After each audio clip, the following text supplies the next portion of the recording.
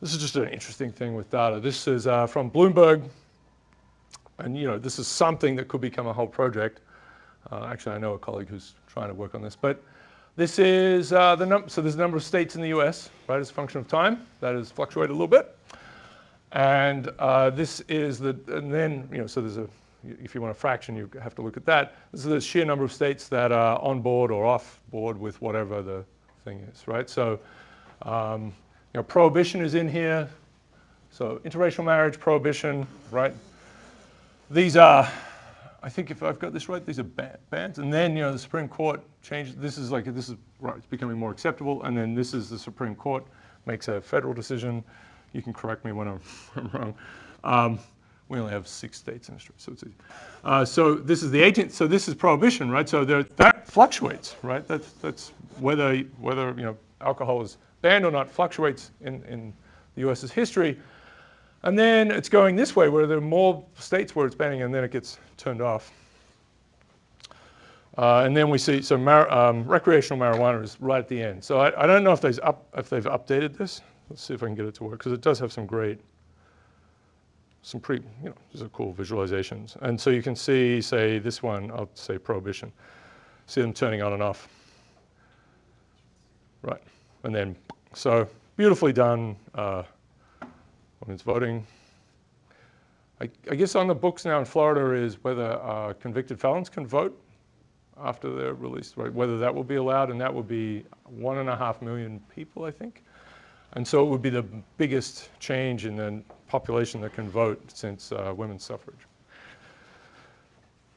I don't know what will happen with that. So abortion, and then, right, whether the Supreme Court steps in or not. And so same-sex marriage, you see how it sort of starts and then spreads.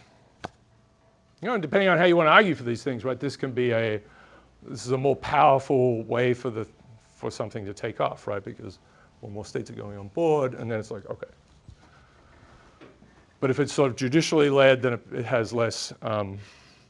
It can have less legitimacy, or can be presented in that way. All right.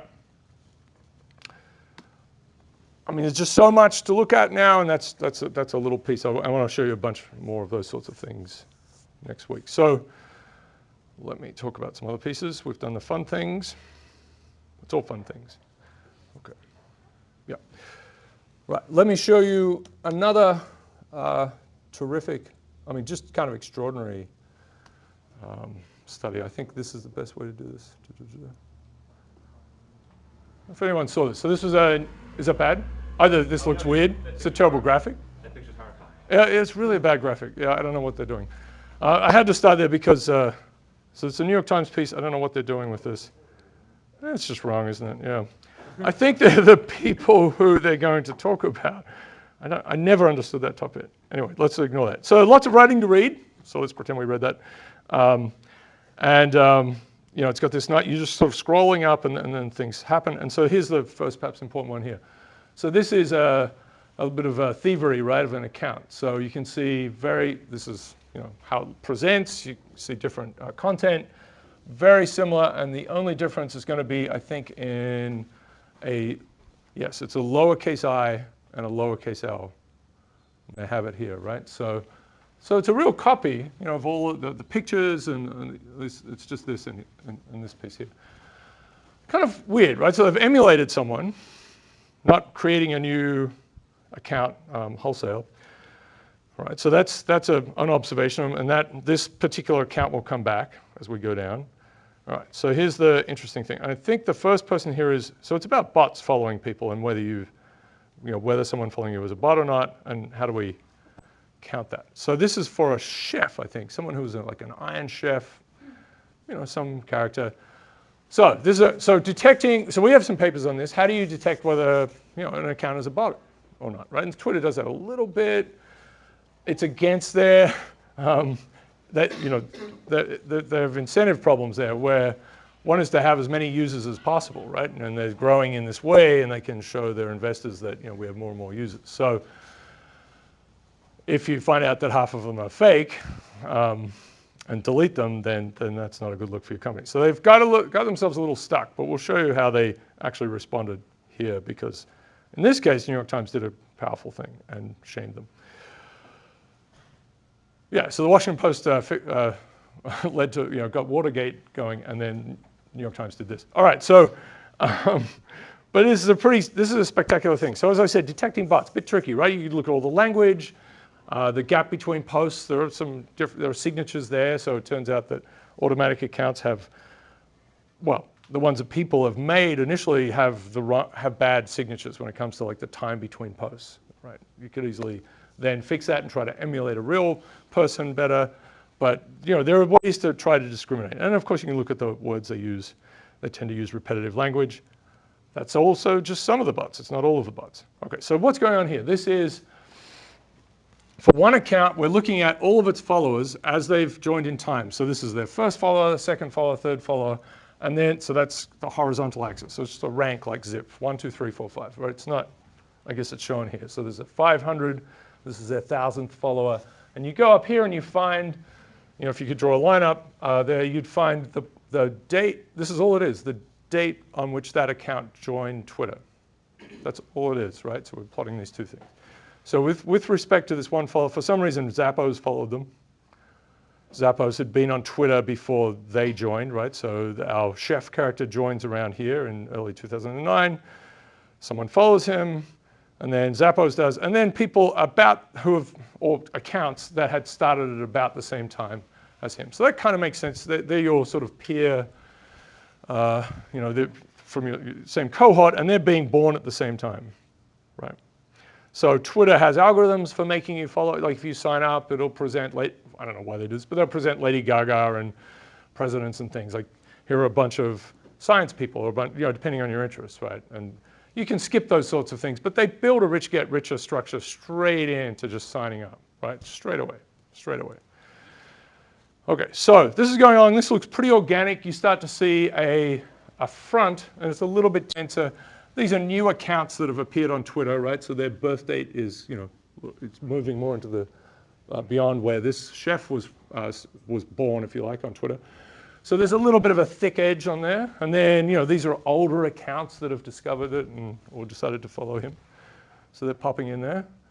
And you see a density for around the same time that the chef was born, right? So you see these two pieces. There's a front and kind of there. But otherwise, it's speckled. So this is a healthy-looking growth. This is organic. And then, eventually, so this is 100,000 followers. Then you start to see this.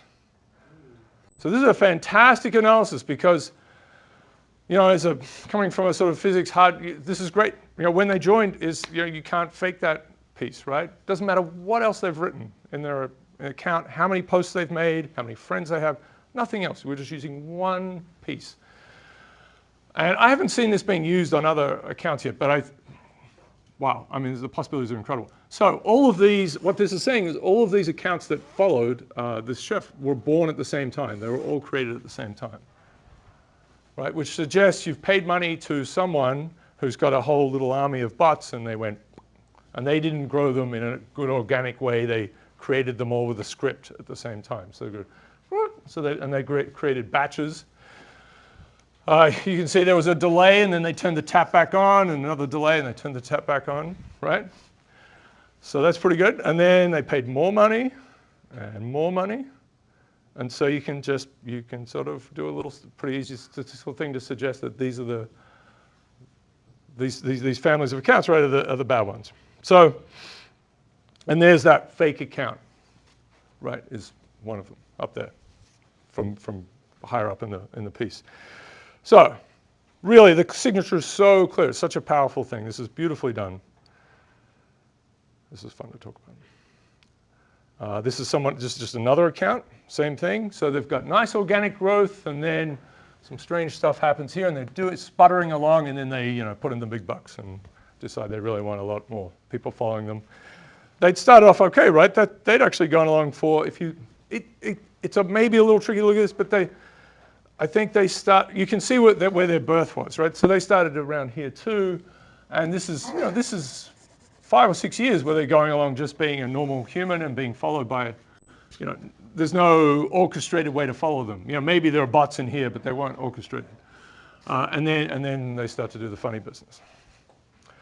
That person is actually, the nice thing about this is, Yeah, here it is. So businesswoman, member of the House of Lords in Britain, blamed a rogue employee for doing this. But of course, these followers appeared a few days after she became a Twitter board member. So it's a little dodgy. This is a bit sad because this means you weren't getting many friends. This is very steep. So over many years, no one followed you, and then this is not good. Just so we get some fame. And again, there's that account. This is a Breitbart radio talk show host. Yeah. Oh, there you go. Bureau chief for Breitbart.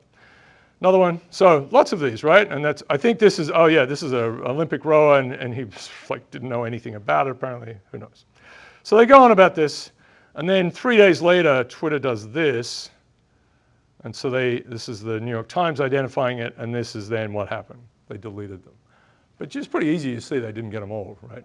So they did delete, in this case, 46,000. There have been various purges at times, but anyway. This is just a fantastic piece of work. I mean, it's just really well done. I don't know if it's been used again or replicated again. They just did it for I don't know why they chose the accounts they did, right?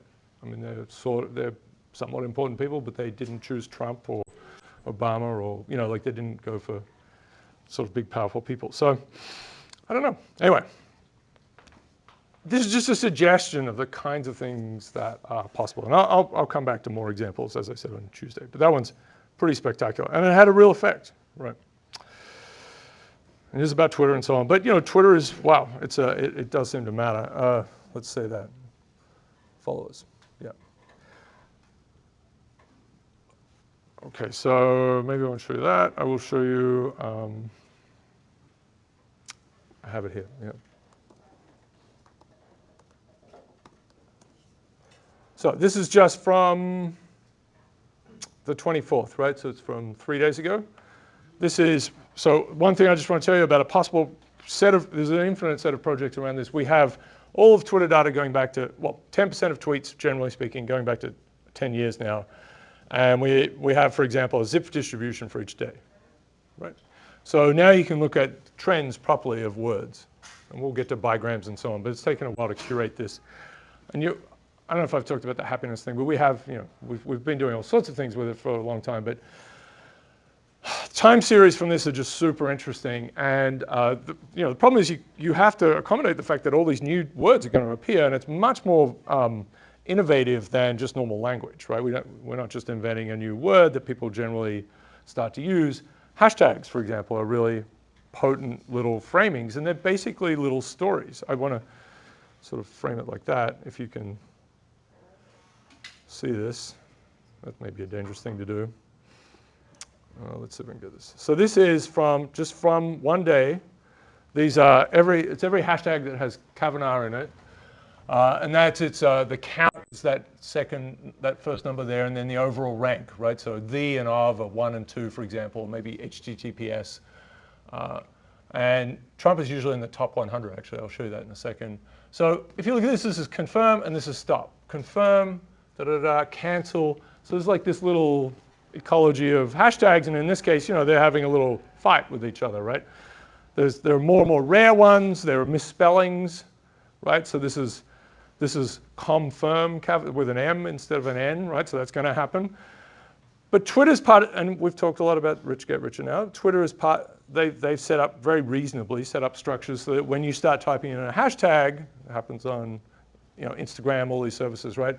It'll give you completions, and of course it gives you completions in the order of their frequency of usage, right? So if you hashtag cats of Instagram, then it'll pop up, and you go yes. Patch is an unhashtagged cat. It's an organic. So we're not trying to fish for things. Okay. So there's a vote no. There's confirm. That one says Monday. You can see these are down to counts of 4140. This is for one day, and because we have 10% of tweets, there's a factor of 10 missing here, and then there's a big normalization as to how much is going on. But this is just one thing, just one little thing. You can imagine a bazillion things. I think I showed you hurricanes, for example. Shocks are going to happen all the time in these systems. And I've been working on how time has been speeding up, at least on Twitter, and it's pretty shocking. So that's something I'll show you when I have good plots. or plots that people like. Just a thing, just a thing. And then so this is just one hashtag we might look at, or one kind of family of hashtags, but you could imagine, if you want, you could look at all hashtags. What's the whole ecology of hashtags? And there's been work on how they spread and so on, so you could try to do that. But I think because now we have this data and it's just all sitting this 10 years, we actually really have this fantastic time series, socio-technical time series sort of stuff that we can look at. Okay. What's down the very bottom? So this is out of the top 100,000. So the last one will be, it's Kavanaugh Diaries, right? So this is actually a, coherent. It's not a misspelling. There are only maybe 40 of them. There's creepy with a K. There's dear. I don't know what's going with that. Resign. So I don't know. I mean, are there more negative ones down here? Is toast, right? And then lots of support, pray for, right? There are things going in very much different directions. And it's hard to get phrases out, right? So that's a really hard problem. I've talked to, I think, a few of you about that, right? Yes, phrases, like extracting phrase. When we process text, almost everyone just breaks it into words. And if you take New York City and break it into, this is what we do all the time. People break it into new, they put you go to the new bucket and give it a 1, and the York bucket and give it a 1, city, and you've broken them all apart. You've just got this weird bag of words. So a lot of text processing does that, which is a bit strange, right? We don't have a really good universal way of saying, going through a text and getting to New York City and saying that's a one semantic block, and we should just treat it like that. We have papers on it, but there's not an agreed thing, which seems ridiculously. But it's like we're only dealing with the atoms, and we can't deal with molecules. We just can't find them. Yeah. All right. Okay. That's a thing. That's a thing. I know it's going to be a little bit of a set of different things today. Okay, so that's supposed to be motivational. That's what that's supposed to be. Let's get rid of that. Let me just Emacs myself to pieces. And okay, good. All right. I want you guys to make sure you get through. We're going to have maybe these sort of first 6 assignments. That's a lot, and then we'll move more into projects. But I'm going to sort of not boil you too much, a little bit. Okay, sandbox.